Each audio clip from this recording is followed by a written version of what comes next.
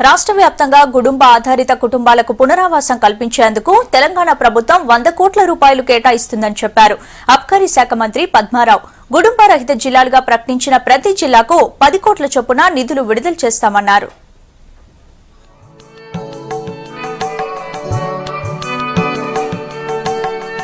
గాంధీ పుట్టిన సందర్భంగా హైదరాబాద్ ను గుడుంబ రహిత జిల్లాగా ప్రకటించింది రాష్ట్ర ప్రభుత్వం. హైదరాబాద్ రవీంద్ర భారతిలో రాష్ట్ర ఎక్సైజ్ శాఖ ఏర్పాటు చేసిన ప్రత్యేక సమావేశంలో ఈ ప్రకటన చేశారు మంత్రి పద్మారావు. ముఖ్యంగా గుడుంబాకు పుట్టినిల్లు వంటి ధూల్పేటలో పూర్తి స్థాయిలో గుడుంబాను అరికట్టడం సంతోషించాల్సిన విషయమన్నారు మంత్రి. ఈ పనిని ఛాలెంజింగ్ గా తీసుకుని ఎక్సైజ్ శాఖ సాధించిందన్నారు.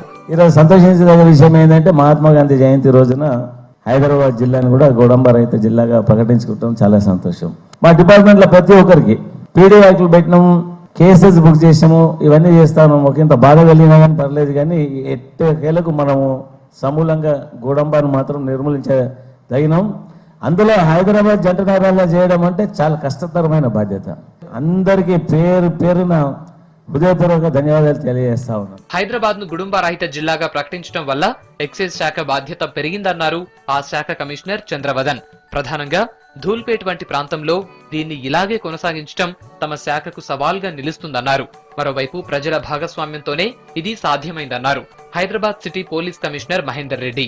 ఇవాళ రాష్ట్రంలో 8 జిల్లాలతో పాటు మన మహానగరం హైదరాబాద్ ని కూడా గుడుంబారహిత ప్రాంతంగా తీర్చిదిద్దటం, అధికారంగా ప్రకటించడం అంటే అది సులభమైన విషయం కాదని సభాముఖంగా తెలియజేస్తున్నాను. మేము ఒక ఇన్క్లూజివ్ అప్రోచ్తో పెడుతున్నాం. ముఖ్యమంత్రి గారు మీరు చెయ్యండి, సాధ్యం అవుతుందా లేదా, దీంట్లో ఇబ్బందులని ఏమున్నా కూడా వాటిని ఎంత కూడా అధిగమించి ఒక ఇన్క్లూజివ్ అప్రోచ్ ద్వారా ఈ కార్యక్రమాన్ని మన రాష్ట్రం అంతటా ఇవాళ ముందుకు తీసుకెళ్తున్నాం.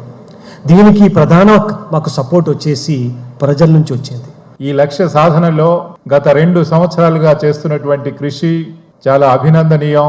ముఖ్యంగా హైదరాబాద్ లో ఒక డిఫికల్ట్ ప్రాంతం ధూల్పేట్ ఏరియా, ఈ ప్రాంత ప్రజలు వారందరినీ కూడా ఈ లక్ష్య సాధనకి సంసిద్ధులు చేసి ఒక మోటివేషన్ తీసుకొచ్చి రాబోయే జనరేషన్స్ ఈ సమస్యకు లోను కాకుండా ఉండడానికి ఇక్కడ రీహాబిలిటేషన్ టేకప్ చేసి ఇక్కడ యూత్ నే పోలీసు శాఖతో సమన్వయం చేయడానికి అనేక చర్యలు తీసుకున్నాం.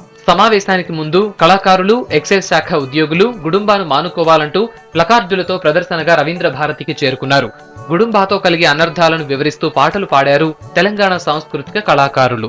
అప్పతాగి ఓ తండ్రి తన బిడ్డను చెరచబోగా నల్లడిల్లి ఆ బిడ్డ కొల్లుమంటూ ఏడుస్తూ కాటు వెయ్యబోకురా